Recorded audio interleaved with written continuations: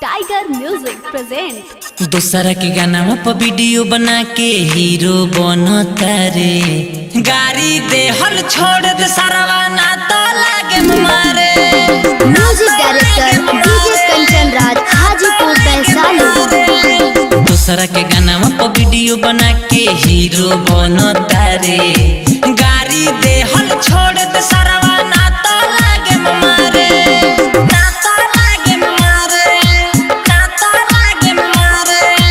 दूसरा के गाना पर वीडियो बना के हीरो बनता रे। गाड़ी दे हल छोड़ दे सारा ना तो लागे मारे। Mix by Sneha recording studio Jamo Chandpur.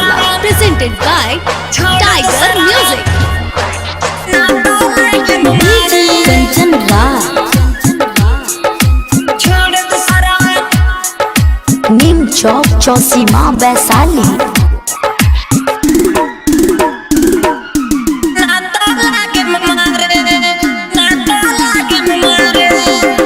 करतारे जौन बढ़िया नइखे काम रे।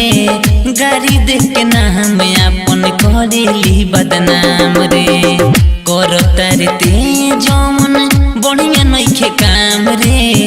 गाड़ी देख के नाम अपन करेली बदनाम रे। बात मान जोरे ई जान जोरे हमारा के पहचान जोरे। कपड़ा तोहर खोल के घुमा दे हो बहू घरे। गाड़ी दे हल छोड़ दे सारा ना तो लागे मारे। दूसरा के गाना पर वीडियो बना के हीरो बनता रे। गाड़ी दे हल छोड़ दे सारा ना तो लागे मारे। Mix by Sneha recording studio Jamo Chandpur. Presented by Tiger Music. DJ Kanchan Raj Neem Chowk Chausima Vaishali. Mix by Sujit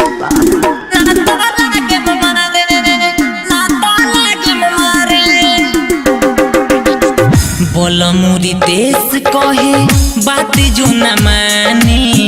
बुरा नहीं मन है तोहर भाई जैसन बानी। बोल मुरी देश कहे बात जो न मानी।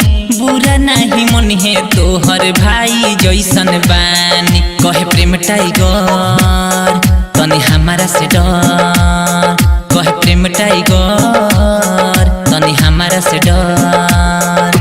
गोलुआ सुदर्शन सुजित भाला चाहता रे। गाड़ी दे हल छोड़ दे।